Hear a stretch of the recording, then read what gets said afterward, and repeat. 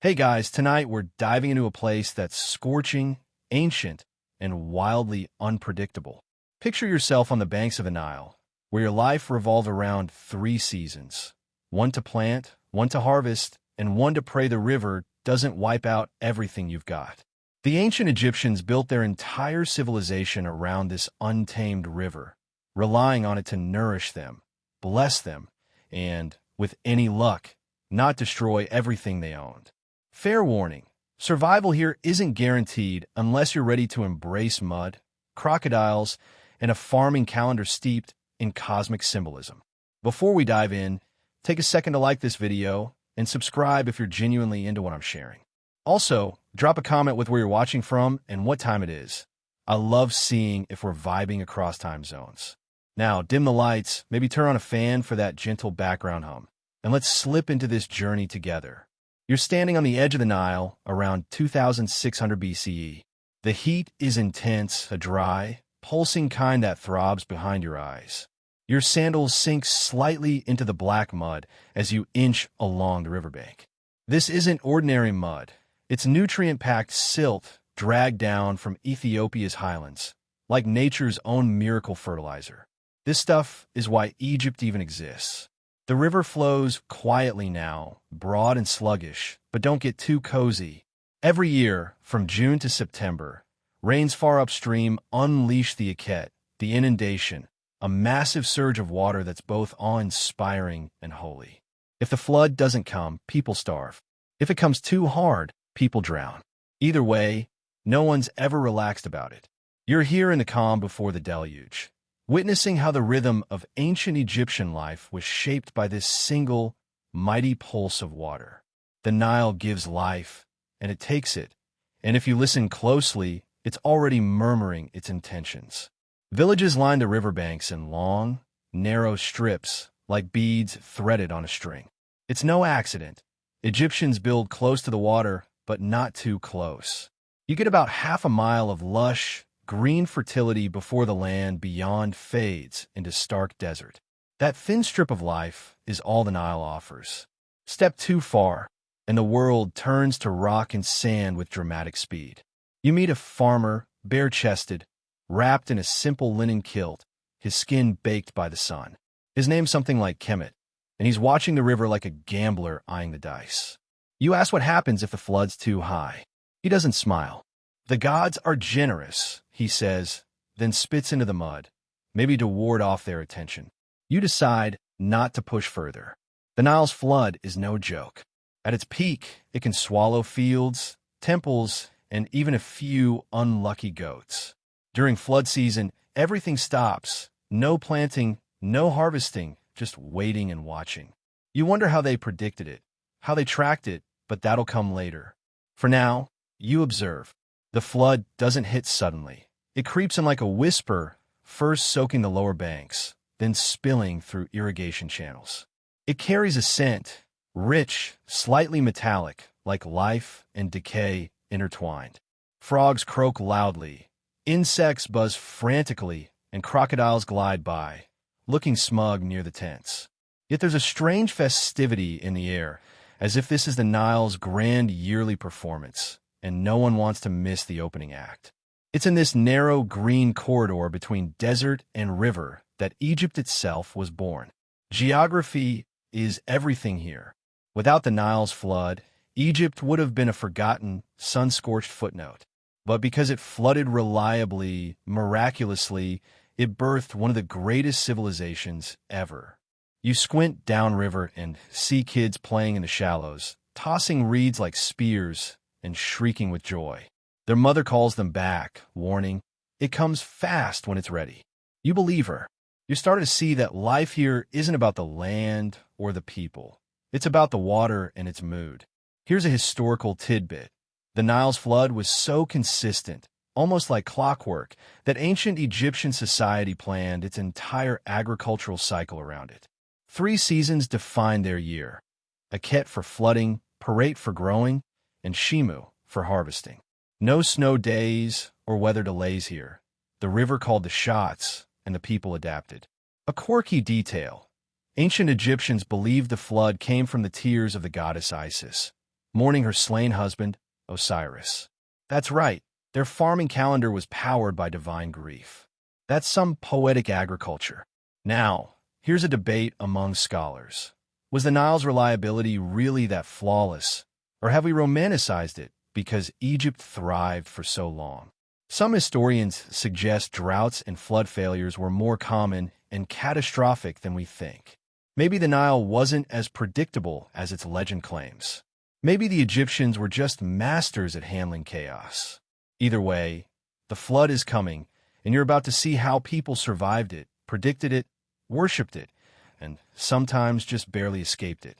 You wake to the sound of rushing water, not a gentle ripple, but the deep, groaning surge of a river claiming more space. It's early morning. The light's still soft and orange on the horizon. You stumble outside, barefoot, dust clinging to your feet. The Nile is rising fast. Around you, people are already moving, not panicked but focused like dancers performing a ritual they've memorized. You join a group heading to the riverbank, their linen clothes fluttering in the warm breeze. This is the start of Aket, the inundation season. It's not quite a festival, but there's a solemn excitement, like the beginning of something far bigger than any one village. The river has turned the color of coffee with milk, thick with sediment, moving with purpose. It's already spread beyond its usual edges, swallowing low fields and creeping toward the settlement. Someone has marked past high water lines with charcoal smudges on a nearby storage hut's wall. The water hasn't reached them yet, but it's close. You stare at those marks, like they're clues to the future etched in old stains. People are securing boats, hauling grain sacks onto raised platforms, shouting over the river's dull roar.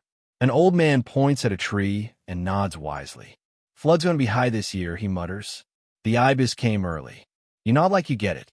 Everyone seems to have their own flood signs. Frogs chirping early, certain stars rising before dawn, or odd animal behavior. The science is loose, but the instincts are sharp. These people have been reading the Nile longer than history can recall. You follow farmers inspecting the fields. There's little to do now. Whatever's planted is either underwater or about to be. Some kids wade out, laughing, to grab floating branches. For them, this is almost fun, a break from chores, a chance to play. The adults are less entertained. They remember years when the river rose too far, when crops were lost, when disease followed the muddy waters into homes. Yet no one seems truly afraid, not in a modern, frantic way. This is normal, part of the culture's heartbeat. Floods aren't mishaps here. They're woven into the fabric of life. You watch a woman calmly move her kitchen tools to a ledge, as if saying, "The water takes what it wants, but it won't catch me off guard." Then comes the smell, earthy, ancient, heavy with rot and fertility, carrying the memory of everything it touched upstream. You breathe it in, feeling both alive and slightly queasy. Somewhere, someone bangs a pot in rhythm with the rising tide. Maybe it's to ward off spirits, or maybe it's just to pass the time. There's a ritualistic feel to it all, a tradition stretching back thousands of years. You notice small offerings along the water's edge, flower bundles, bits of bread, a feather or scrap of linen tied to a rock. They're gifts to the river god, or maybe just nervous gestures from people who know nature can turn deadly. You're drawn into a procession heading to a riverside shrine dedicated to Happy, the god of the Nile's flood. Not to be confused with happiness. Happy is androgynous, round-bellied, with breasts and a beard, embodying fertility and abundance. The priest pours milk into the water, chanting ancient words that probably felt old even when the pyramids were new. You catch a phrase that roughly means, "May he come in peace, may he leave us in abundance." It's part hope, part prayer. Here's another historical nugget. The Nile's regular flooding didn't just shape the year into 3 seasons. It defined how Egyptians saw time itself. Not as a straight line, but as a cycle, like the river. Life, death, rebirth, flood, growth, harvest. It wasn't just farming, it was their entire worldview. A quirky tidbit: Egyptians sometimes sent symbolic letters to the Nile, like notes to a temperamental deity, hoping to sway its mood. These aren't exactly letters, but small papyrus scrolls, jars, or reed boats carrying written prayers, sometimes even complaints. Dear Nile, a bit more water next year would be nice. Sincerely, everyone. As for the ongoing scholarly debate, there's no consensus on how much control the Egyptians truly had over the flood. Ancient texts mention canals, dikes, and water basins, hinting at sophisticated engineering. Yet some archaeologists argue that most of the time, people were simply adapting to the river's whims rather than taming it. Were the Egyptians hydrological masterminds or just exceptional survivors? You're starting to think it's the latter. As the sun rises higher and the water keeps advancing, a quiet tension hangs in the air. The people aren't fighting the river. They're flowing with it, bending like reeds in the current. There's a lesson in that, though it's hard to pin down. By midday, the riverbanks have vanished. The Nile has sprawled wide, flooding the fields. A boy drifts by on a palm log raft, waving cheerfully. You wave back, half in awe.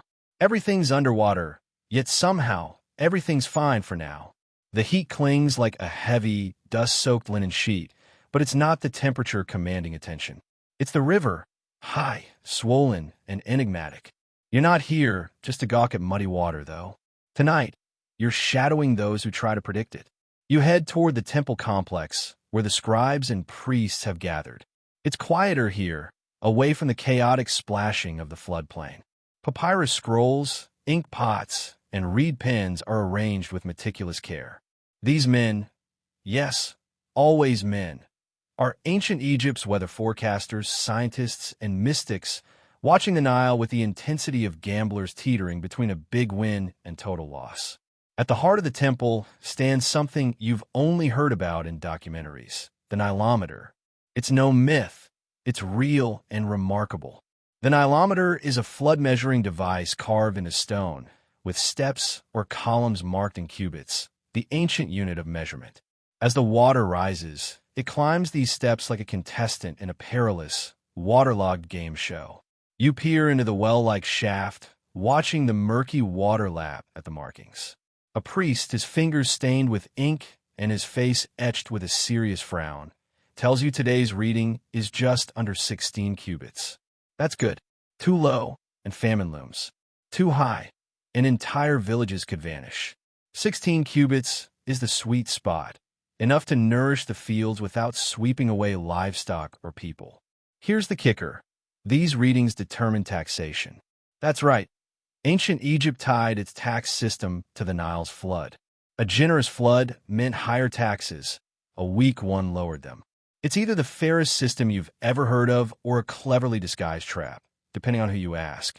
The scribes crunch the numbers. The priests nod sagely. The pharaoh takes his cut. The temples get theirs. And if the gods are pleased, the peasants might have enough grain to survive the winter. But predicting the flood isn't just about measuring water. It's also about looking skyward. You join a young priest on the temple roof just before dawn. He's scanning the eastern horizon with unnerving patience, then suddenly points. There, he says, Sopdet has returned. Sopdet is the star we call Sirius, the brightest in the sky. Its first dawn appearance each year, known as the Archaeological rising, typically signaled the flood start. For the Egyptians, this wasn't mere astronomy. It was cosmic proof that the heavens, river, and land were aligned. This alignment didn't just launch the farming season. It marked the Egyptian New Year. While you're tossing glitter at midnight on January 1st, ancient Egyptians were gazing at a star, hoping their grain wouldn't rot in the fields. Here's a historical fact. Sirius's Archaeological rising was so vital to Egyptian timekeeping that their 365-day calendar revolved around it. Long before leap years or clocks, they used this star's predictable return to schedule everything from religious festivals to harvests. And a quirky tidbit. Some Egyptians believe the Nile's flood wasn't caused by rain, but by a hidden underground source, a mystical river flowing beneath the earth. When it rose, so did the Nile. This fantastical plumbing system made perfect sense to them, adding to the river's mystique. Now, the scholarly debate. Egyptologists still argue over how accurate these flood predictions really were. Did their measurements give them a real edge, Or was it more like shaking a magic 8-ball that always said, "Ask again later"? Some claim the Nilometer was surprisingly precise. Others say it was ceremonial flair with a good PR team. Back on the temple steps, the priest unrolls a scroll and logs today's reading with careful strokes, pausing briefly, as if weighing the future in his hand. You want to ask if he truly believes he can read the river like a book, but you don't because, honestly, you're starting to believe it too. Down by the water, a boy shouts as a crocodile surfaces and glides silently past. A nearby priest doesn't flinch. "It's a good sign," he says. They follow the flood. You wonder what it would mean if the crocodiles didn't appear one year. Would it signal a failed flood? Would people panic? You're beginning to see that in ancient Egypt, the Nile isn't just water. It's math and myth, science and superstition, a predictable yet unpredictable force everyone expects to arrive like clockwork, each year with a different mood and different gifts. As the sun climbs higher, the readings are recorded, the star has risen, and Egypt holds its breath, caught between calculation and the river's will. You step away from the temple, the scrolls, and the stargazers. The water is still rising, slow and relentless, its pull ancient and endless. Whatever comes next begins here, with a priest's watchful eye, a star's faint return, and a river that owes no one good behavior. You wake to the sound of squelching, not birds or wind, but the relentless wet slosh of feet trudging through soggy ground. The Nile peaked overnight, and now it's everywhere. Waterlogged fields stretch out like a vast lake, mirroring the pale sky. In the distance, homes and granaries perch above the waterline like stubborn turtles refusing to be submerged. You trudge through the muck with a group of villagers headed to the field's edge. Today's task, reinforcing the irrigation basin's walls. No rest just because the world's underwater. The Nile's flood isn't just endured, it's a massive, muddy gift, and these people know exactly how to harness it. They hand you a brick, not a modern one, but a handmade, sun-dried lump of mud mixed with straw, light yet fragile. You're part of the slow, deliberate work of rebuilding basin walls, the earthen dividers that turn open land into a controlled sponge. You press the brick into place alongside dozens of others, laid in tight, efficient rows. No mortar, no tools, just hands and habit. You're building with mud and time. It's messy but oddly satisfying. You scoop thick, dark silt from the floodplain and pack it into low walls snaking across the land. These walls will trap the water long after the flood recedes, letting the fields soak up every drop. This is irrigation at its rawest. No pipes or pumps, just patience and shovels. You learn the basins aren't random. They're carefully planned, shaped by the land's contours and the water's flow. Some have been maintained for centuries, passed down and reshaped by generations. There's no blueprint, just the living memory of the flood's behavior. Everyone recalls when this corner collapsed or that channel overflowed. It's knowledge etched in the land itself. You wander and find an older farmer named Minna smoothing a channel's edge with a flat stone. His hands are the color of baked clay, his face a map of sun and squint lines. He tells you this year's flood is generous, high but not too high. The gods smiled this time. Minna mutters, chuckling at his own quip before returning to his work with grave focus. As you walk along the edge of a basin, you realize the flood generates not rest, but relentless labor. You'd think the season would pause everything, but it's the opposite. There's urgency, a shared understanding that this water is fleeting. The Nile gives generously, but only briefly, so every hand turns chaos into productivity. The mud is glorious, thick black, and impossibly rich. Unlike the lifeless sludge of modern rivers, this stuff hums with potential, clinging to your skin like a gritty second layer. Minna calls it sacred, a gift from the south, referring to the Ethiopian highlands with a reverence that makes it sound like a divine bakery crafting bread just for Egypt. You try planting a few barley seeds in a corner of freshly exposed silt, and it's as if they sigh in contentment.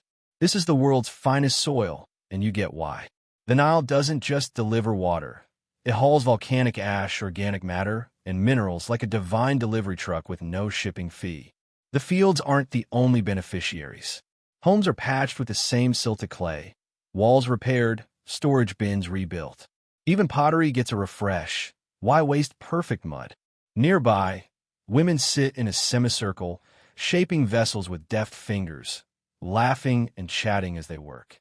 You join them, crafting a lopsided bowl they generously don't mock. Here's a historical fact. Ancient Egyptian agriculture relied on basin irrigation. Rather than fighting the flood, they used the Nile's rise to trap water in shallow, walled-off basins, letting it seep slowly into the soil.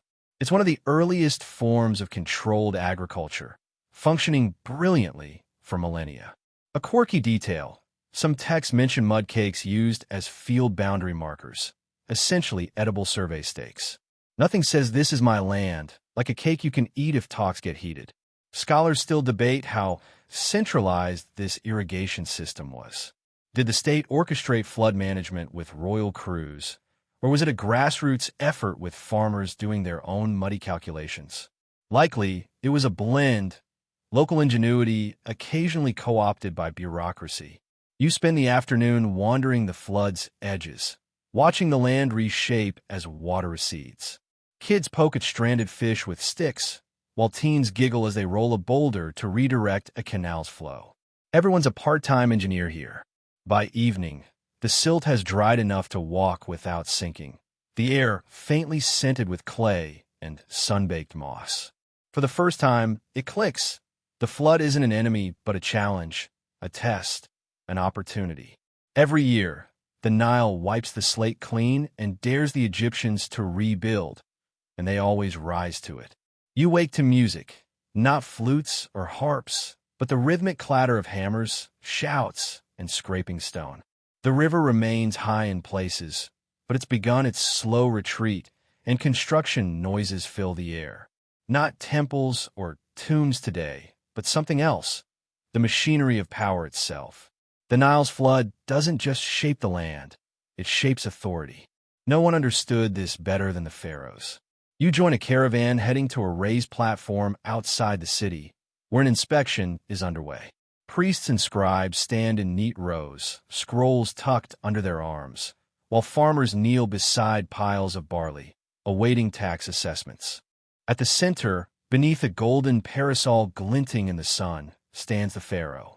His presence warps the space around him. He's more than a king, a divine intermediary, half human, half god, and entirely tied to the Nile. He doesn't literally summon the river like a water wizard, but to the people he might as well. A good flood earns him praise. A bad one prompts nervous smiles and whispered blame about insufficient prayers. A boy spills a basket of onions near the royal feet, and everyone tenses, until the pharaoh laughs and waves him off. Maybe he's feeling generous. Maybe the flood was kind this year.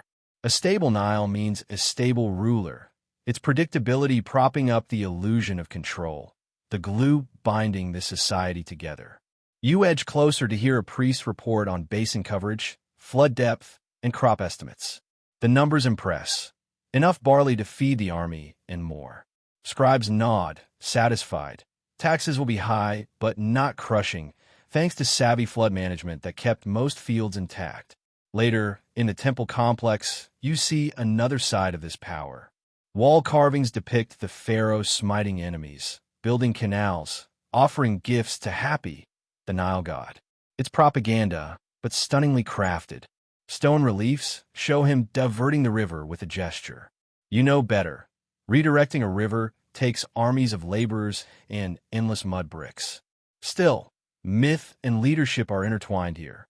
The pharaoh rules by appearing to master chaos, especially watery chaos. You're invited to join a labor crew the next morning. It's an early shift, the sun barely up, but the workers are already lively. You expect grumbling, maybe hints of rebellion, but instead find laughter, teasing, and songs. These aren't slaves. Most are farmers working the off-season in a national public works program. During flood season, when fields are submerged, they build. You meet Dedu, a man extending a canal near the city's edge. This is his third flood season on state projects. The pharaoh provides food, clothing, and barley beer.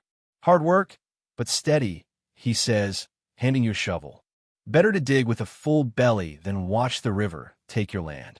You try not to look horrified. It makes sense. With agriculture paused, the state channels idle labor into massive projects. Temples, canals, dikes, even pyramids. It's economic brilliance. Flood season becomes build season, keeping everyone fed and busy. Here's a historical fact. The Great Pyramid of Giza may have been built partly with labor mobilized during flood months. With farming on hold, skilled and unskilled workers were redirected to monumental state projects, not as forced labor, but as part of a seasonal workforce. A quirky tidbit: Egyptians didn't have weekends, but flood season often meant lighter labor for farmers. If hauling 500-pound stones counts as a break from plowing, that is. Scholars debate how voluntary this labor was. Some see it as a civic duty with fair compensation. Others suspect it was voluntary with consequences. Records are murky, but one thing's clear.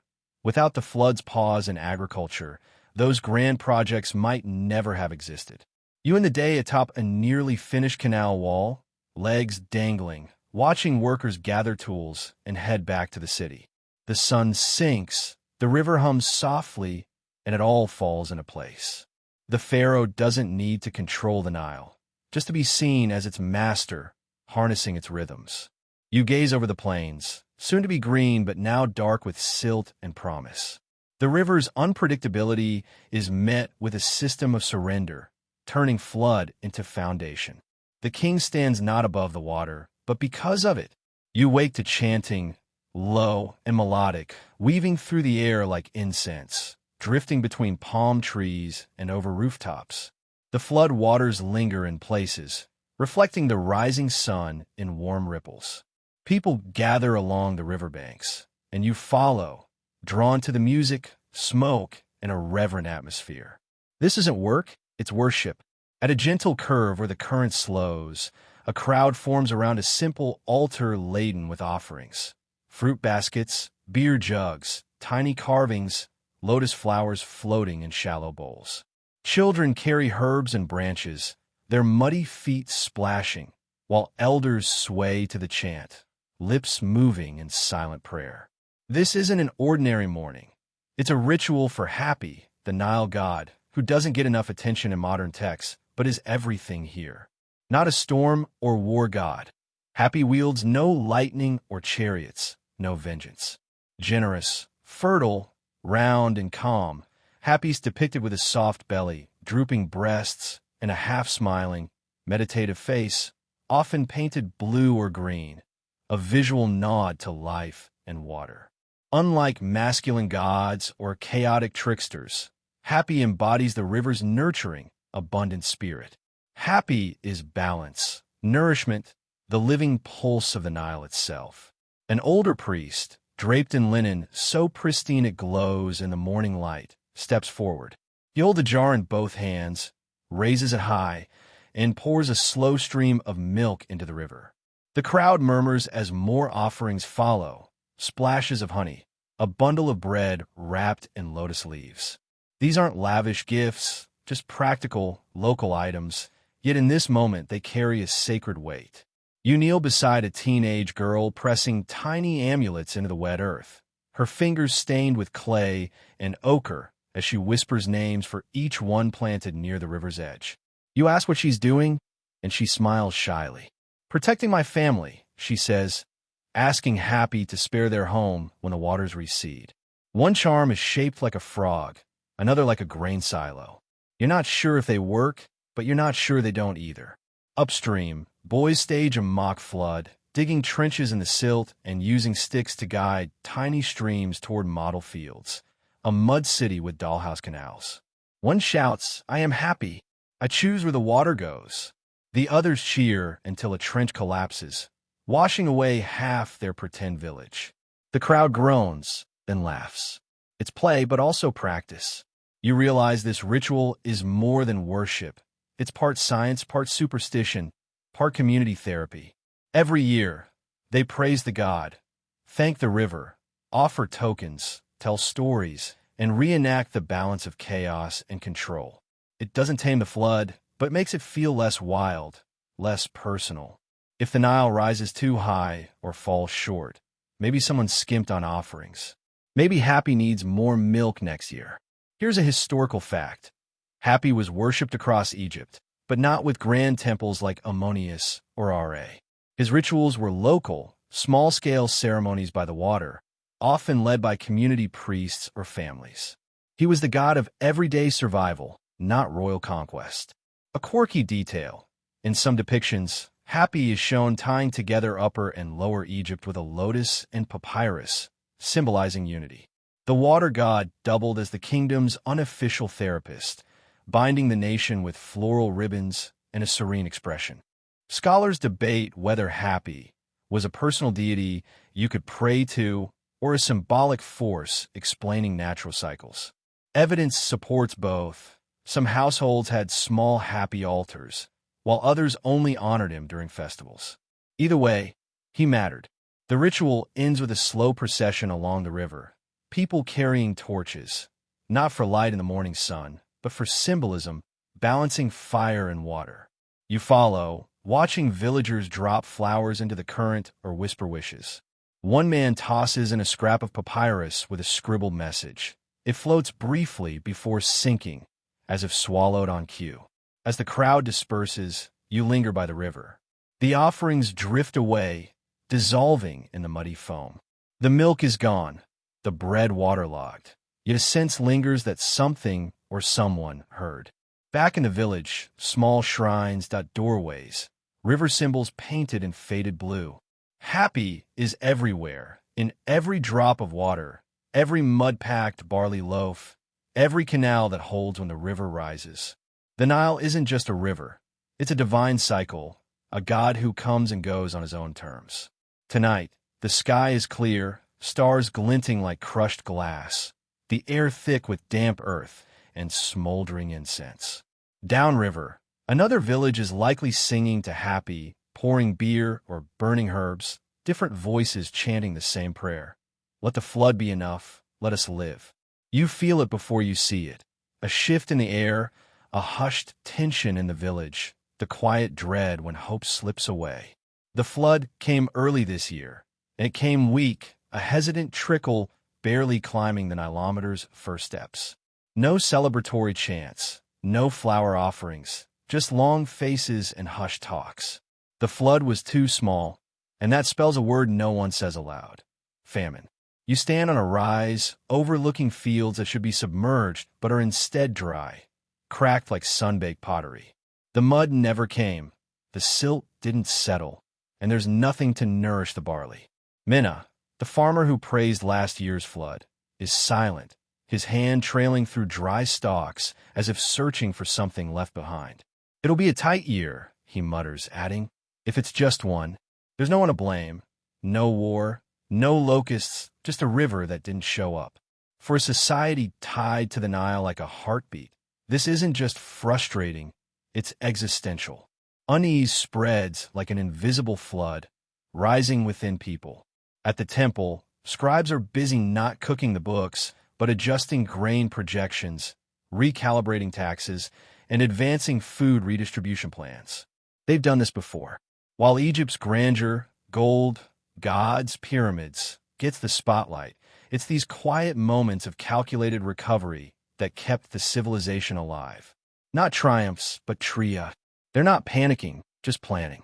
The granaries, those towering mud brick storehouses you barely noticed, are now the town's most vital structures, their doors guarded like sacred sites.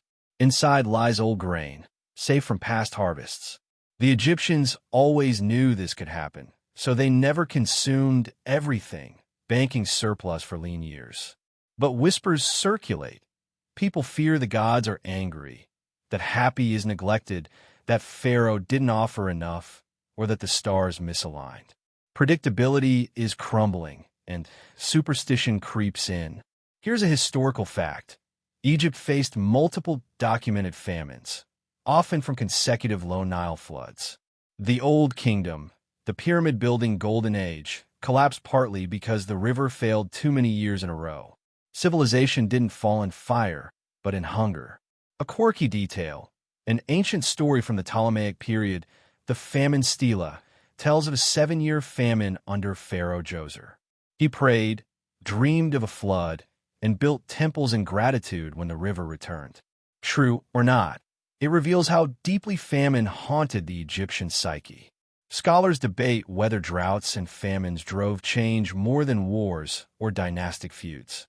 A bad flood sparked migrations, revolts, and reforms, forcing society to evolve. Others argue Egypt's resilience was so robust that even multiple low floods couldn't break it. The truth likely lies in the mud. At a village household, a mother measures barley into baskets with slow, careful hands. One for eating, one for trading, one for storing. Her youngest asks when they'll have meat again. She smiles but doesn't answer. You help carry the baskets to the roof to dry in the sun. She's done this before, like everyone here. The village has shifted. No festivals. No lazy afternoons watching boats glide through flooded fields. No canal songs.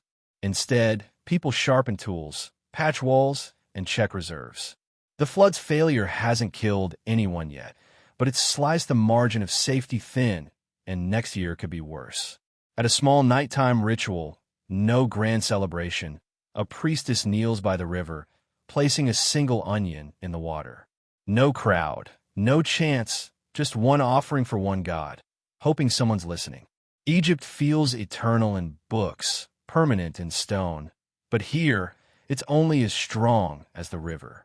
When the Nile thrives, Egypt sings. When it falters, Egypt holds its breath. You sleep hungry, not starving, just light, lentils and a flat barley cake. No honey, no beer. The stars are bright, cold, indifferent. The river flows quieter, shallower, still beautiful, but now laced with danger.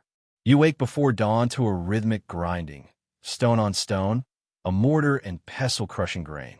In the dim light, half the village is awake, working with quiet purpose, focused on survival, not the future. The flood failed. Now comes improvisation. You join women grinding barley into flour on woven mats, their movements mechanical.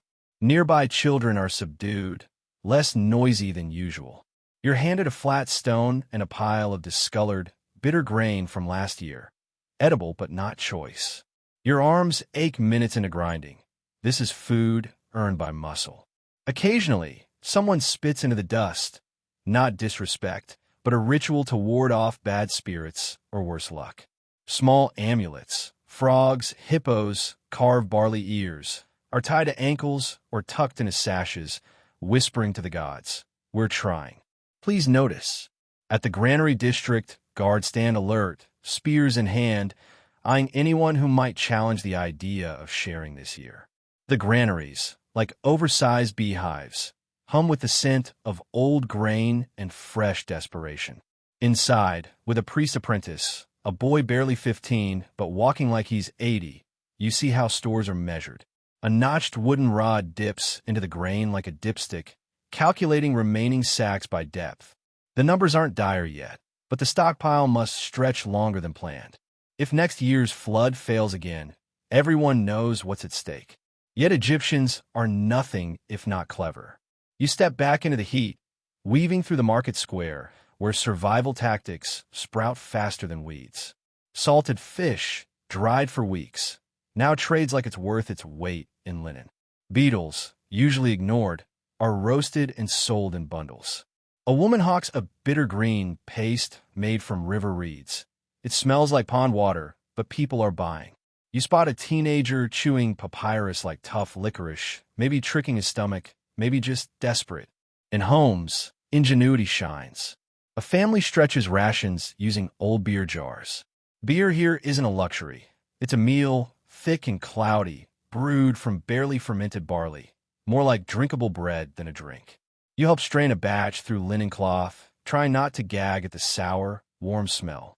The result is oddly comforting, filling bellies when grain is scarce. No one's getting drunk. There's too little grain for that. Here's a historical fact. Ancient Egyptians didn't just depend on the Nile. They planned for its failures. Granaries were central to every settlement, with protocols for rationing during lean years. This surplus storage was a key reason their civilization endured so long. Resilience through preparation. A quirky detail: beer wasn't just for drinking. It was used in cooking, medicine, and rituals. One recorded spell for stomach aches involved beer, crocodile fat, and garlic. Don't try it at home. Scholars debate how fair Egypt's food distribution was during scarcity. Some evidence suggests the state ensured peasants had enough, but other sources hint that temples and elites hoarded grain while rural families quietly starved. The starving rarely write history, so it's hard to know. That night, you join a quiet village meeting around a fire. Not official, just hushed murmurs. They discuss sending a group south to a settlement with a better flood, maybe to trade, beg, or worse. The word migration surfaces but is quickly hushed. No one wants to imagine leaving the Nile. Instead, they strategize: which canals still hold water, which gods need more thanks. Whether rats in the storage pits are a bad omen, they are. One man insists the flood will return next year. Another mutters about bad stars. You listen, realizing even eternal, golden Egypt was always 1 week flood from unraveling. The next morning, you wake hungry, not starving, just aware of your stomach. The house is silence, the softened laughter. You walk to the river, still flowing, still beautiful, but now you see its indifference. You dip your hand in the cool water. Upstream, clouds might be gathering. Maybe next year will be better. Maybe Happy will remember. For now, the people grind grain, brew beer, seal granaries, and whisper deals to the river. The flood has retreated, slipping away like an overstaying guest, leaving puddles, promise, and work. With the river back in its channel, the landscape is a mix of dream and battlefield. Fields blanketed in black silt, irrigation channels clogged with debris, a collective sigh echoing across the Nile Valley. As the mud cracks and silt dries into perfect planting soil, people stir. The real labor begins now. You head to a low-lying basin system, recently underwater, now drying fast under the relentless sun. You're with a work crew clearing and reshaping flood-hit fields. Not farmers today, but battlefield medics racing to save the land before planting time passes. Dudu, the canal worker from flood season, is here, focused on barley, his shirt tied around his waist, sweat streaking his back. The Nile's like a moody ox, he says, yanking weeds from trench. Useful, but it'll sit on your face. You laugh, then slip into a ditch, nearly twisting your ankle. Nature's jab at your sarcasm. The crew spans all ages. Teenagers hauling reeds, old men sketching dirt maps, kids herding ducks toward insect-swarmed water pockets. Everyone has a role. You grab a wooden rake, clearing dried muck from a canal mouth. It's simple but critical. Uneven water flow means failed harvests. A man with a measuring stick paces a field like a priest, explaining that land shares depend on the flood's reach, duration, and silt deposits. A scribe jots notes on papyrus as another farmer gripes about his smaller share. The scribe draws a new line and moves on. Here's the brilliance. Egyptian land wasn't fixed by fences or permanent borders. It was remeasured after each flood, ownership shifting with the river's gifts. Nothing was static, always in negotiation, the only constant being the work. By midday, the sun blazes. You break for flatbread, a sliver of cheese, and barley beer, which you're begrudgingly starting to like. Under a date palm, workers swap stories. One swears his cousin's wheat grew twice as tall last year from thick silt. Another jokes his goats were jealous. The laughter isn't about humor. It's better than worrying.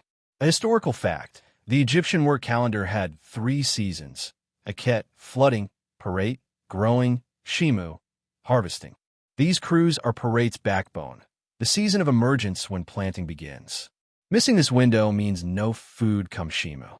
A quirky detail: some texts describe farmers singing to fields, calling barley their children and the earth their patient wife. Touching, weird, and fitting for people so tied to the land. Scholars debate whether these crews were part of a state-coordinated system linked to taxes and temples or a flexible, community-driven effort. Either way, it's organized, deceptively complex, and deeply human. In the afternoon, you dig a trench between basins with Thut, a young woman who digs, sings, and corrects your posture simultaneously. Throw your back out now. We'll haul water in Shimu, she teases. Her family has worked this land for 5 generations, maybe more. We don't own it, she says, but it feeds us if we treat it right. You help scatter barley and emmer wheat seeds, each handful tossed carefully, like feeding ghosts. Egypt is haunted by ancestors' gods, floods, and failed harvests, but vibrantly alive. Every seed is a rebellion against uncertainty. You came to see how Egyptians survived floods, but they didn't just survive, they wove them into their story, rhythm, math, and magic. By sunset, the fields hum with activity, sowers scattering grain, kids chasing escaped ducks, water flowing through cleared canals. You're muddy, aching, smelling of bread and river muck, but it's beautiful, sacred in the sweat. Sitting with Thut, watching the sky turn pink over the Nile, she murmurs, "Next year, Happy will be kinder." You don't ask what happens if he's not, you know? The morning brings heavy heat, settling into your bones. The Nile, low and slow, pretends it didn't just flood half the country. You know better, having seen its legacy. Silt, seeds, trenches, walls, and irrigation systems that would make modern engineers envious. Today, you join specialists, men and women with tools at their waists, read maps under their arms, and a no-nonsense attitude. These are ancient engineers, their calloused brains their helmets, the Nile their blueprint. You reach a subtle earthen embankment, a precisely sloped dike holding water during parade and guiding it to channels. Touching it, you feel its compact strength, reinforced with reeds and gravel, a line between harvest and ruin. Nearby, a sunken channel curves like a vein, slowing water to drop silt where needed. You smugly note an unnecessary curve, but an engineer laughs. We don't fight the land. We read it. You stop correcting after that. At a water basin rimmed with palm logs and date fiber rope, boys clear debris waist-deep in muck. This basin stores water into the dry season, a backup Nile. You nearly drop a log when your foot sinks in a compost like mud. Kids laugh, you shrug. The landscape's precision is subtle. Dikes direct, channels branch, basins store. You ask how it's planned. We remember, a woman says, sketching in the dirt. Where the water went, where it stopped. We walk it, talk it, change it. No schematics, just memory and millennia of wisdom, like a family recipe. A historical fact. Ancient Egyptians built one of history's earliest large-scale irrigation systems, using dikes, canals, basins, and controlled breaches to cultivate thousands of acres with precision. A quirky detail. Archaeologists found wooden Nile rulers marked with water levels, used by engineers and priests to predict distribution. Yardsticks of divine will with tax implications. Scholars debate whether this system was state-controlled or community-managed, the truth likely a mix of both. Some historians argue the pharaoh's government orchestrated the entire hydrological system, while others believe most irrigation was local, adaptive, and largely outside centralized control. From what you're seeing, the truth seems to blend bureaucracy with backyard ingenuity. You pause for lunch under a tamarisk tree. Not glamorous, just salted fish, lupin beans, and gritty beer, but it sustains you. Nearby, young engineers map a new channel, one using a stick, another a goat skull as a makeshift compass. You ask why they're rerouting. The eldest shrugs. That way floods too much. This way won't. They trace the land's contours, responding to the river's whims. Nothing's arbitrary, yet nothing's fixed. Each season is a test, the channels and dikes an evolving answer sheet. You walk with an old man along a canal nearly twice your height. "My grandfather dug this," he says proudly. "My sons will fix it when it collapses." You ask if the endless maintenance frustrates him. He nods. "Yes, but when it works, you get bread." It clicks. Mud and labor equal survival. As the sun dips, you're led to a canal gate. 2 vertical logs holding a simple sluice door, manually operated but highly effective. A boy opens it, letting water spill into a lower trench with a calming gurgle, promising life. This system is an act of faith in memory, mud, and water behaving close enough to last year's patterns. Standing on a rise, you watch the basin fields glow gold in the fading light, a living, breathing machine. The Egyptians didn't build against nature. They built with it, quietly, patiently, brilliantly. You're shaken awake in the dark by a soft hand and the smell of wood smoke. Someone hands you coarse bread and a warm cup, beer or broth. It's hard to tell, but you drink it. You're pulled into Parate, the season of emergence, when flood-soaked land exhales and awaits rebirth. You join farmers heading to the fields, carrying curved wooden hoes, seed baskets, and reed markers. They move with purpose, not haste. Rhythm is everything. Thut, the woman from the basin clearing, hands you a sharpened stick to mark rows while she scatters seeds. You ask how she knows where to place them. The calendar's in here, she says, tapping her head, and here, patting her chest. The gods write it differently each year, but the story's the same. Kneeling in soft, dark silt, you drag lines, the cool soil clinging to your fingers. Farmers hum low, droning melodies for themselves. You hum off-key, no one minds. Barley fills most rows, emmer wheat others, with plots for flax, onions, chickpeas, or garlic. Grain is king, currency, survival, even baked into bricks for tense tax disputes. At mid-morning, you rest under a palm frond canopy, amulets dangling. Frogs for fertility, cow heads for Hathor, a cracked Horus eye. A clay tablet lists seasons, stars, and flood levels, a farmer's record like tree rings. A historical fact, Egypt's 365-day solar calendar had 3 seasons: Aket, flooding; Parate, growth; Shimu, harvest, with 4 30-day months per season plus 5 festival days. It was an early attempt to align time with natural cycles. A quirky detail, farmers carved personal calendars on sticks or pottery, marking time with dots, animals, or stars. One has a goose next to a star, maybe a planting cue or a quirky doodle. Scholars debate how strictly this calendar was followed. Was it a rigid state agenda, or did farmers adjust it based on weather, floods, and temple cues? Practical timing likely trumped theoretical precision. You follow Thut to a small brick shrine, glowing with reverence.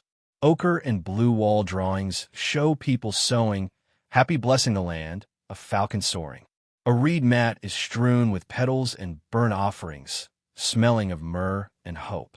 Thut lights incense, murmuring for kind gods, rising shoots, and pest-free fields. You pray too, unsure who's listening. Later, you work a shaduf, counterweight pole with a bucket, dipping water from a canal and pouring it into trenches, a rhythmic act of feeding the earth. As the sun sets, green blades pierce the silt, fragile yet brave. Farmers kneel, murmuring blessings, predicting tall harvests unless winds shift. The stars are good, one says. The air smells alive, ancient, earthy. Egyptian farming isn't just work, it's a cosmic performance, the flood setting the stage, the calendar cueing the roles. Forgetting a line could mean starvation. That night, Thut's family hosts a modest gathering. Lentil stew, bread, a touch of honey. A flute plays, someone claps, children dance with muddy feet.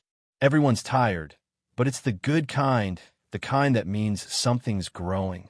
You sleep with dirt under your nails and a sunburned neck, having seen the floods rise and retreat, now witnessing the land's rebirth. Tomorrow, the calendar turns, the eternal story written in mud, sweat, and sprouting grain. It starts with a splash, children cannonballing into lingering field water, shrieking with joy. You wake, dusting your eyes, hearing laughter and distant drums. The harvest is months off, but now it's time to celebrate surviving the flood. You follow the music past families under shade canopies, sharing lentils, bread, and rare date wine, save for moments worth celebrating. You're invited to sit, no questions asked, just another muddy survivor. A woman in a papyrus headdress drapes lotus petals around your neck. You smell like a fish market, she says kindly. This helps. She's right. You thank her and watch the real show begin. Not a state ceremony, but a local festival born of habit and heart. You chew roasted chickpeas as someone bangs a tambourine, barefoot dancers swirling in the dust. Kids splash through flood remnants, chasing each other with reeds. A group drags a mud-in-stick crocodile head through the village, chanting, "The river comes, the river eats," devouring a straw goat statue to crowd laughter. Reed boats, 2 feet long, painted and feathered, race down a canal. Some tangle, one sinks. The winner gets figs and declares themselves happy's favorite. The day is hot, but a river breeze cools you. Under a palm grove, elders watch with quiet contentment. An old man with a sandpaper voice recalls dancing naked in the shallows as a youth to mark the flood's retreat. Now, they wear sandals, he grumbles. Not the same. He explains the festival's dual purpose, joy and ritual memory. Celebrate the flood, or it might not return, he says, half joking. Gratitude is currency, ritual survival. A historical fact, post-flood festivals mark the planting season start, seen in tomb graffiti, pottery inscriptions, and oral traditions. Not just fun, but a psychological reset. A quirky detail, a late-period scroll mentions a chasing the hippopotamus game, possibly a ritual with papyrus hippos. Context matters. Egyptians worship cats, beetles, and crocodile-headed gods. Scholars debate whether these festivals were temple offshoots or grassroots customs. Either way, they united communities, reinforced the flood cycle, and let people have fun before planning seriousness. As dusk settles, drums slow, voices soften. Small lanterns float down canals, each a wish for good crops or health. You watchers drift away, joining a luminous caravan. You're handed a sweet pyramid of figs, dates, and honey. A child says eating it in one bite grants a wish. You nearly choke trying, to her delight. By nightfall, stories flow, past floods, submerged temples, giant fish. One woman recalls a toad, living in her bread jar for a week, very polite. The flood is Egypt's cultural heartbeat, shaping fields, calendars, laughter, and inside jokes passed down like heirlooms. Without it, Egypt would be a dry strip with pretty buildings. With it, it's a place that dances with disaster and toasts survival. You lie back in the grass, head spinning from noise, beer, and racing papyrus hippos. The stars burn bright, and downriver, another village likely mirrors this ritual. Tomorrow, work resumes, but tonight, the flood's memory floats on glowing lanterns, carried by laughter and lotus-scented smoke. The morning air feels heavy, not with heat or coolness, but something dry and distant. The village is quieter. No music, fewer voices, streets hushed. Something's wrong. It's not just the weather. You find Minna, the weathered farmer with cracked hands and too many opinions, sitting outside his home, sharpening a sickle that hasn't seen a good harvest in years. He glances at you, then toward the horizon. "I've seen this before," he says. "Not often, but I've seen it." He's not talking about the weather. He means the river's absence.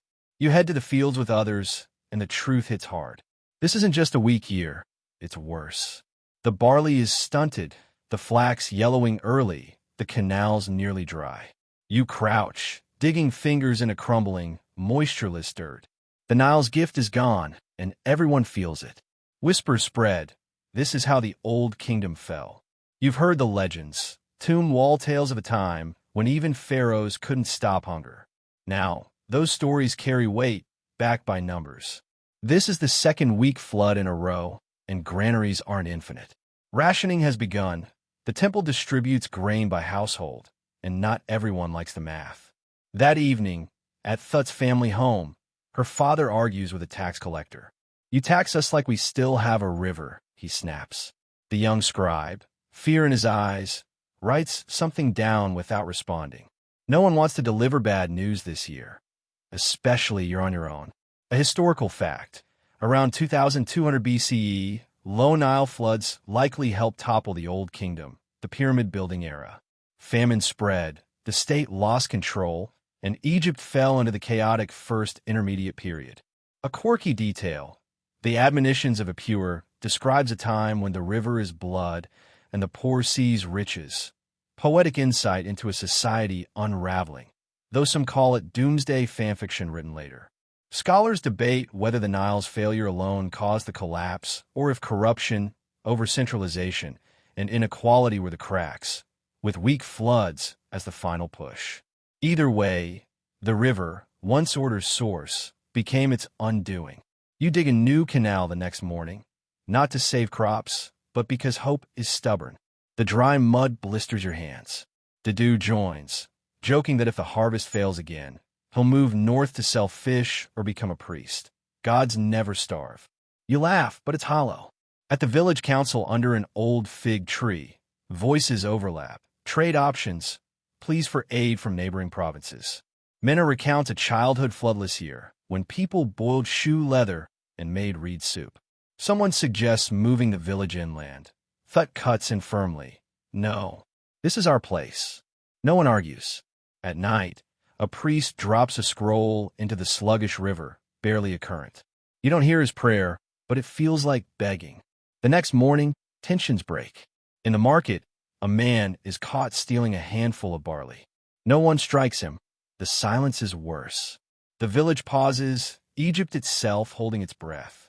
He has children, someone says, and the crowd turns away.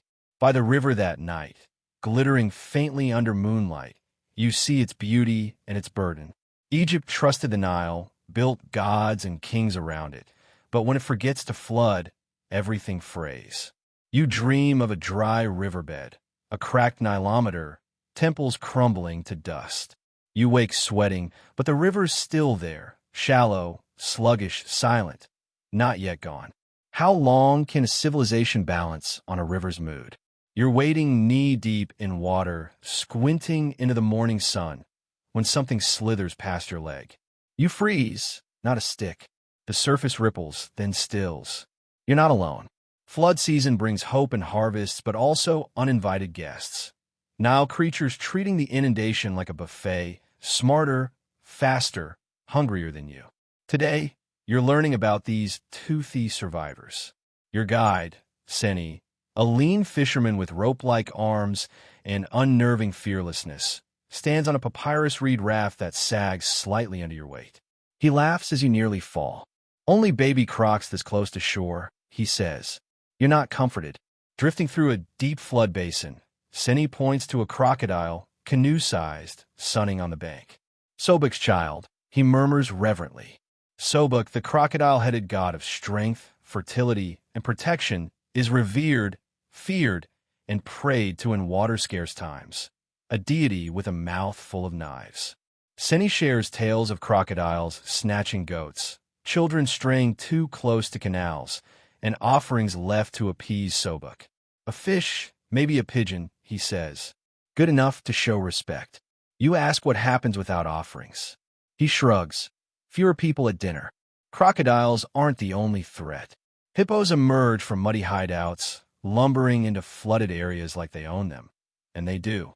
You spot one, a pinkish mass grunting like a war drum. They look slow, Seni says, until they're not. A historical fact. Hippos and crocodiles were Nile natives, shaping Egyptian mythology and fears. Hippos, linked to the chaos god Set, prompted pharaohs to hunt them, symbolically taming disorder. A quirky detail. Hippo-shaped amulets were worn for protection. Nothing says, I fear you, like a cute turquoise hippo. Scholars debate whether crocodiles were widely tamed in temples like Crocodilopolis, where Sobek's sacred crocs were adorned with jewelry, or if this was a rare practice. Seni shows you a still pool, the river's mirror, warning you not to step in. That's where the worst hide.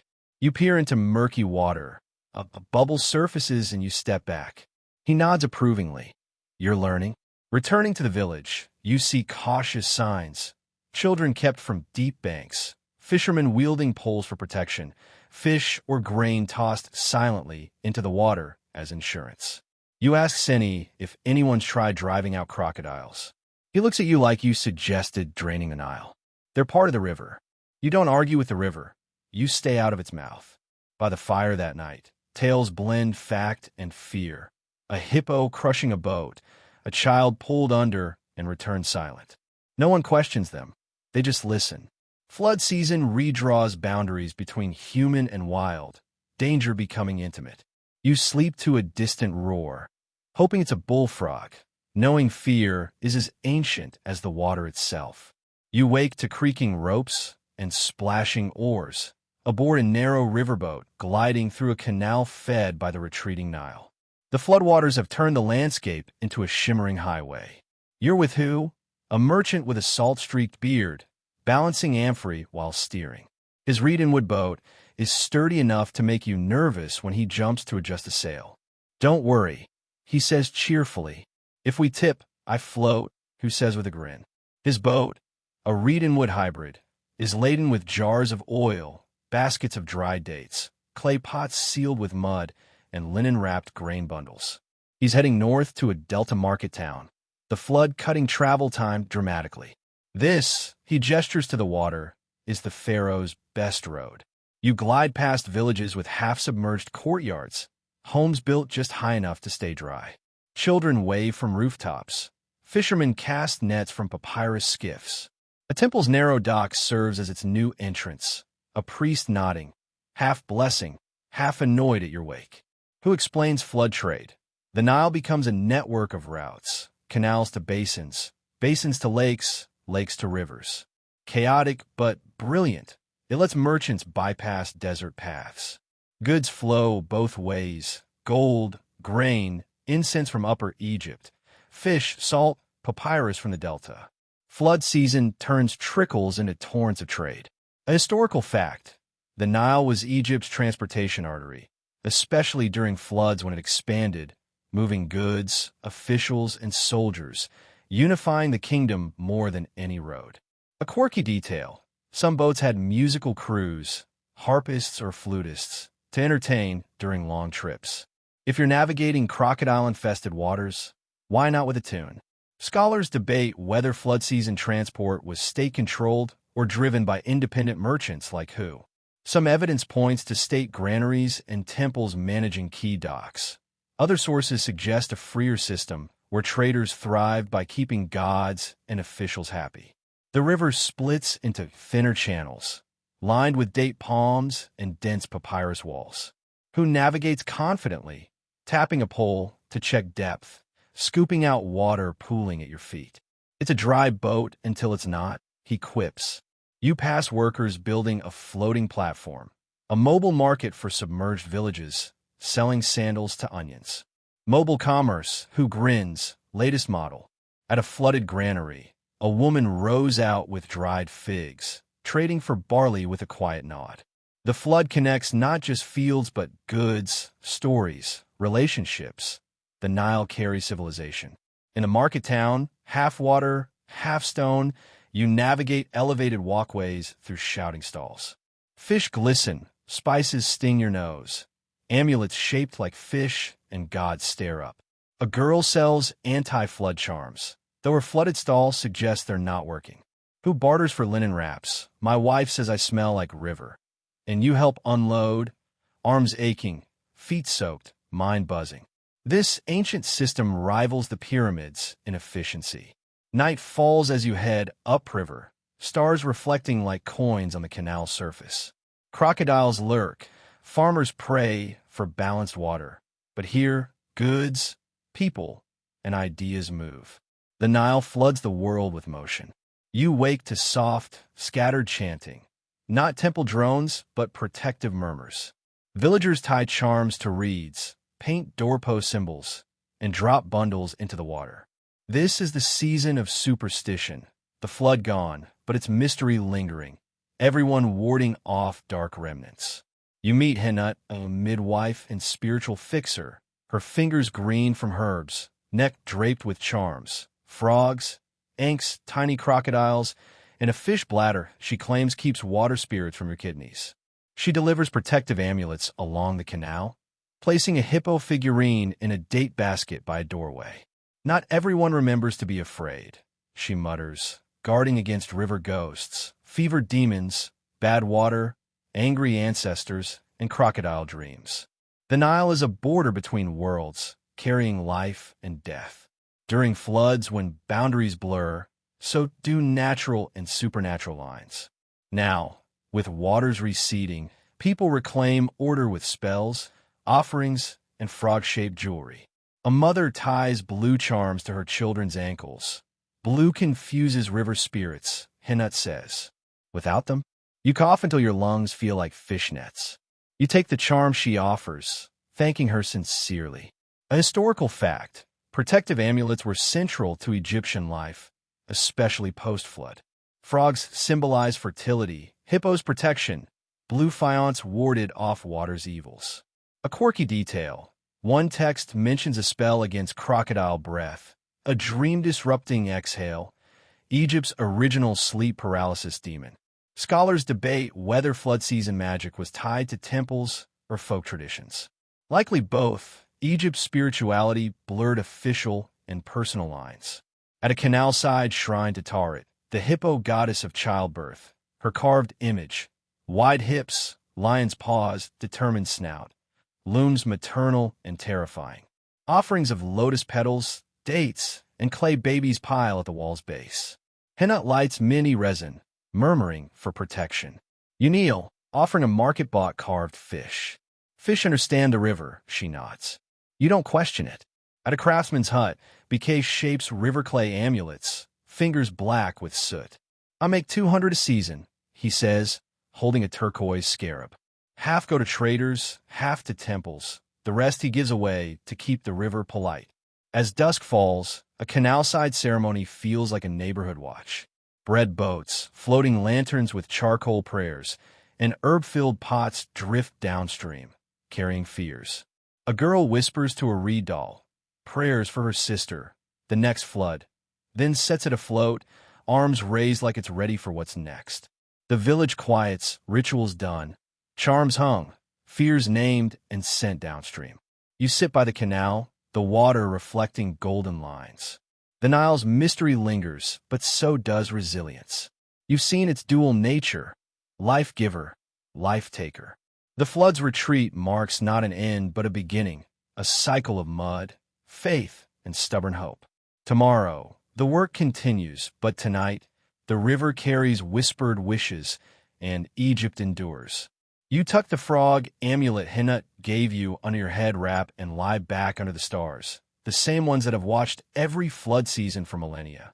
The Nile rises and falls. Gods change faces, priests chant new prayers, but the people endure, hedging their bets with charms, magic, and small acts of hope crafted from mud and belief. When you live with a river that listens, you whisper. You slip into a tomb at sunrise, following a narrow shaft carved into rock that smells of dust, oil smoke, and time itself. The air is heavy, unmoved for centuries. A young temple assistant guides you with a flickering lamp, its light revealing stories on the walls. This isn't a pharaoh's grand monument, but the tomb of a local official who lived by the Nile's moods and wanted that remembered.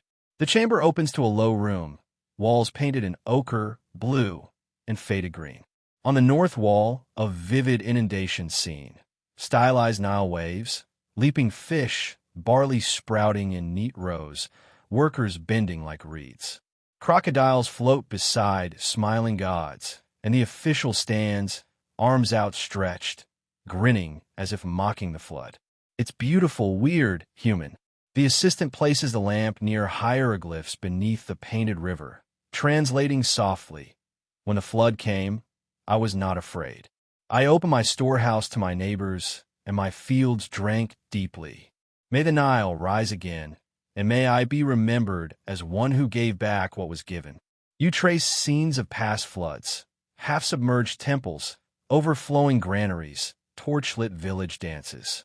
Another panel shows a scale balancing grain sacks against a cow, maybe symbolic, maybe quirky bookkeeping. These aren't just decorations, they're afterlife insurance. A historical fact: Egyptian tombs often depicted daily life, including floods, as prayers to ensure abundance in the afterlife. If you live by the river, you died with it. A quirky detail: some tombs included miniature flooded field models, tiny boats, seed throwers, even a wooden nilometer to ensure eternal farming. Scholars debate whether these scenes were accurate records or idealized afterlife propaganda, a plea for a generous eternity. In a darker, older chamber, a faint boat drifts on floodwater, a woman at the prow, arms raised, fish twisting impossibly. The assistant explains, "This is the Nile voyage to the afterlife, where the dead prove they lived in balance with the land. If they didn't, the river forgets them." Chilling. A final painting shows a priest pouring water onto dry soil, hand raised to the sky. To rise is to remember. To fall is to be forgotten. Outside, the sunlight blinds you. The Nile lies calm, almost lazy. You wonder how many lives it forgot. Uncarved, unpainted, written only in mud or memory, which fades faster. Egyptians didn't just fear or praise the flood. They preserved it, ensuring its drama echoed beyond their lives. That evening, Thut shows you a rough stone fish she carved for her brother, to be buried with the river like the tomb's painted men. "Is he dying?" you ask. She laughs. "No, but it's good to be ready. In Egypt, life and afterlife blur like a canal. You'd better bring a paddle." Stars rise over the Nile, reflected in its ancient current. A crocodile yawns upstream. A farmer checks canals downstream. In painted tombs, the river floods eternally, as long as someone remembers. Riding a donkey through the delta's mud, which seems intent on stealing your sandals, you feel the beast's resentment with every glare. Lower Egypt is vast, flat, wet, flood country with big skies, thick reeds, and relentless mosquitoes. Unlike Upper Egypt's tight, cliff-bound Nile, the delta's river unravels into snaking channels, emptying into the Mediterranean.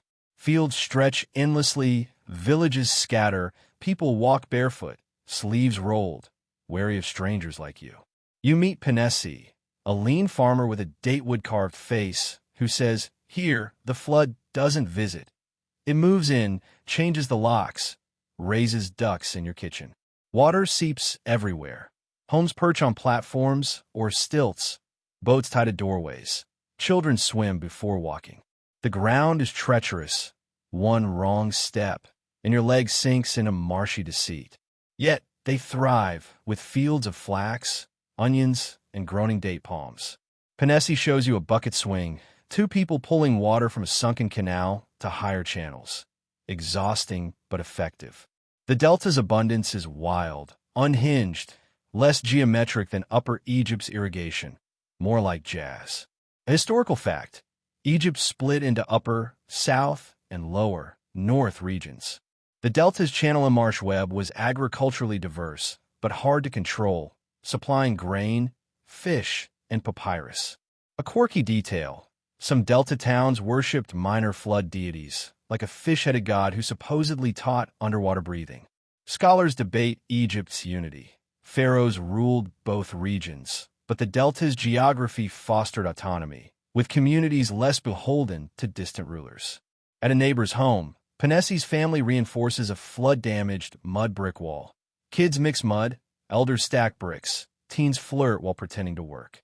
"We don't wait for the capital," Penesi says. The Nile doesn't wait for permission. A small shrine by the house holds a bowl of water, a frog figurine, and wildflowers for river spirits. "They leave things behind," he says, mentioning a bone boat someone found. You don't press. On a winding levee, the delta sprawls in green, blue, and muddy brown, birds wheeling overhead. A buffalo rider glides through shallow water. A different planet from Upper Egypt's plains, yet all Egypt, one river, two lives. By a fire, Penesi and others roast fish, sharing tales of silent floods, whispering waters, and a glowing fish leading to a coin-filled cave. "What did you do with them?" you ask. "Gave them to the river," he says. Everyone nods. You sleep on a platform above a canal, lulled by frogs and water-slapping boats.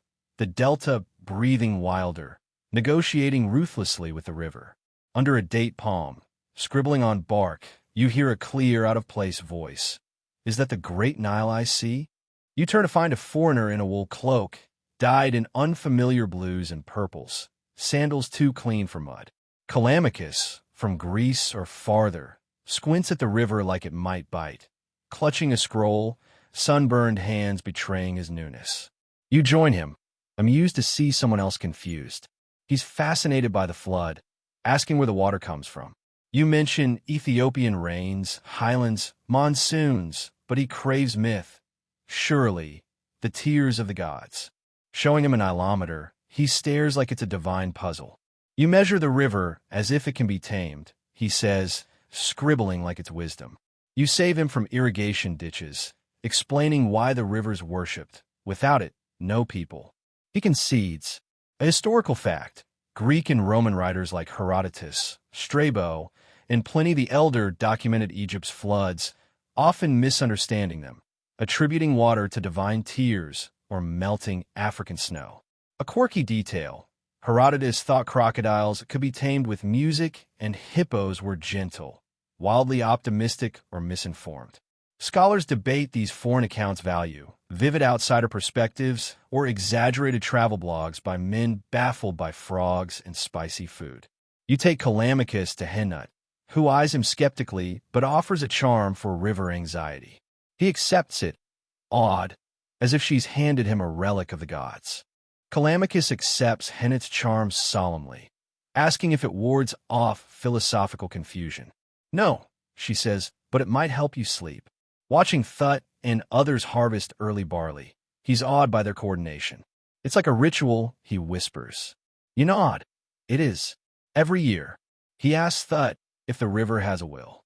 She wipes sweat from her brow. The Nile's like a parent, sometimes kind, sometimes angry, always watching. Callimachus scribbles it down. His questions pour out. Why mark flood levels in stone? Why offer gifts to crocodiles? Why can't anyone predict the water's rise? You explain the Nile isn't a machine, but a rhythm, tied to distant rains and mountain heat, remembering more than it reveals. They don't trust it, you say, pointing to granaries, fields, canals, and songs. They trust themselves to survive it. Under the stars, he gazes at the glistening river. It's more than water. It's a story. You smile. They've been telling it longer than we've been listening. He sighs, comparing his homeland's wine and poetry to the Nile's power in a single rain. Next morning, he departs downriver, leaving a crocodile drawing, adorable or alarming, and vows to write of Egypt as a land ruled by a river, saved by memory. You're touched. An outsider's reminds you how miraculous this place is. You're ankle-deep in reeds, hacking with a dull knife, sweating profusely. Papyrus country is unforgiving, its chest-high stalks whispering secrets. You work with a family of reed cutters, led by Setipet, who calls your hands too soft. You'll bleed before the second bundle. 20 minutes later, your sap-slick palms prove her right. She hands you a better knife without gloating. Papyrus is delicate yet stubborn, cut low, stripped to its core, sliced into strips, pressed, and dried into scrolls. Setipet's sun makes it look hypnotic. Your attempt is a soggy mess. Papyrus isn't just scrolls, it's rope, baskets, mats, sandals, boats, a whole life. A historical fact, papyrus fueled Egypt's information economy, recording decrees to receipts. Its production guarded, exports restricted. A quirky detail, papyrus shoes, flimsy but fine for short walks on sand. Fashion over function. Scholars debate literacy's reach. Some say papyrus was common among artisans, holding shopping lists and love notes, not just elite records. At Setipet's riverside workshop, papyrus dries under a child's fierce guard. You nearly step on a mat. He hisses. Two men weave a canoe-like boat from papyrus strips, working silently. The river likes boats made from itself, one says. At a mini-market, families trade reed goods, mats, sandals, scrolls, dolls, fishing nets for dumb fish. Setipet gives you a papyrus roll you help make. Keep it dry. Don't write lies. The gods read those. You promise, holding a fragment of the flood, ready to carry words that might outlast it. You wake to murmuring voices, not celebratory but apprehensive, by the riverbank. The Nile, long past flood season, rose suddenly overnight, breaching a dike, drowning fields, and a herd's pen. No panic, but unease, rivers don't act like this. You meet Pet Cyrus, a listener, not quite a priest, watching the sky, dreaming heavily. Barefoot, eyes closed, he's asking the Nile if it's angry. Children are ushered away. Elders clutch amulets. A clay flood chart shows this has happened before. A bad time's beginning, Pet Cyrus says. Henut scoffs, it's just water, but burns herbs anyway. A historical fact, priests interpreted omens like unseasonal floods as divine signals, especially when the Nile misbehaved. A quirky detail, one prophecy warned of a flood drowning the stars. Poetic paranoia for a river-dependent people. Scholars debate if such prophecies were political tools for taxes or campaigns or genuine religious fears. A procession to the breached dike blends ceremony and repair, offerings of milk, honey, flowers, a bronze duck, then mud hauling. Superstition meets practicality. That night, omens dominate talk. Thut's uncle dreamt of a lion in barley. Panesi notes missing ibis nests. Henut says the water tastes thinner. Temple scrolls warn of backward-flowing Niles and fish climbing trees. Prophecy as pattern reading, catching signs before disaster. Clouds hide the stars. Thunder rumbles. Everyone calls it a northern storm, but sleeps uneasily. You dream of a skybound river. By morning, the Nile recedes, the breach is sealed, but tension lingers in careful grain weighing and hushed prayers. Knee-deep in clay, you mangle a drinking bowl. The potter sighs, this would be easier in Mesopotamia. He's half joking. Elders and traders share tales of the Tigris, Euphrates, and Indus. Floods less predictable than the Nile's. Scribe Kiatep shows a symbolic map. Egypt central, other rivers marginal. He smugly contrasts Mesopotamia's erratic floods, built with stone and fear, to Egypt's rhythmic Nile. A historical fact, the Nile's seasonal floods enabled planned agriculture, unlike the Tigris and Euphrates' erratic surges. A quirky detail, Mesopotamian flood inspectors shouted warnings, often ignored by merchants. Scholars debate which river birthed civilization. Mesopotamia's chaos forcing innovation, Egypt's stability enabling it. At a caravanserai, an Eastern trader describes monsoon-fed rice paddies. You wait for water, we chase it. The Nile flows patiently north. Unlike the brawling Tigris-Euphrates or elusive industry, Egypt survived not because its flood was perfect, but because its people studied and accepted it. In a courtyard, a scribe drones Nile hymns, praising its curves and moods like love letters. A girl draws Nile, grain, and life glyphs in the dust, reciting, "He comes in darkness to bless the land with light." Students practice glyphs, Ida, Guer, calling the Nile Egypt's voice. Pottery, songs, and myths personify it as father, God, heartbeat. A historical fact, the Nile shaped Egypt's mythology and identity. Its flood the world's pulse. A quirky detail, one myth claims it flowed before creation, carving order from chaos. Scholars debate if this reverence was state propaganda, unifying regions, or grassroots devotion. At a household shrine, a carved prayer thanks the Nile for curing a son's fever. We believe what helps us sleep, the mother says. The Nile isn't geography, it's Egypt's soul. The feast of a new flow erupts, celebrating the receded flood and fertile fields. Thut calls it the river's birthday. Booths offer fish-shaped loaves, wave-molded cakes, river clay-sealed beer. Children parade with papyrus banners. Farmers pour first waters into soil. A historical fact, festivals like Weepit Rinpet marked flood's end, with feasts and offerings to Happy. A quirky detail, reed boats with candles or pig models floated as blessings. Capsizing meant extra prayers. Scholars debate if these were state-run or local traditions. Storytellers recount Nile myths, a backward river, judging crocodile, feeling like memories. Thut hands you a clay frog charm. Throw it without asking for anything. You toss it into the current, feeling lighter. Soldiers arrive for a census and taxes. Grain, always grain. In a tent, scribes record farmers' offerings. Panesi says the flood decides not just food, but what the state takes. A boy stumbles over his family's irrigation quota. Decisions ripple. A historical fact. Nilometers set taxes. High floods meant high yields and taxes. Low floods still demanded payment. A quirky detail. Scribes blamed bad counts on crocodile interference. Scholars debate if taxes were oppressive or lenient locally. A farmer protests his flooded plot, throwing mud when dismissed. Panesi carve a measure stick, showing the gap between state demands and reality. The Nile's a ledger, a power. Yet survival persists. By the canal, stars reflect, frogs hum. You've walked with farmers, traded charms, floated with merchants, knelt in tombs. The Nile's a rhythm, a risk, a cradle. Its greatest gift wasn't water, but the people who sang to it, measured it, stayed. You carry it now, the Nile's rhythm slows, its waters retreating to their ancient channel, leaving behind silt, stories, and the stubborn hope of a people who've learned to live with its whims. You've walked its banks, felt its pulse in the mud, heard its voice in the songs, the fears, the taxes, the prayers. The flood will return, as it always does, carrying life and risk in equal measure. For now, the stars burn steady above, and the river hums softly, a quiet promise of another season.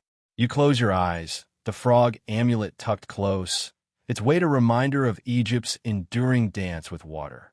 Sleep comes, laced with the distant rush of the Nile, ready to rise again when the time is right.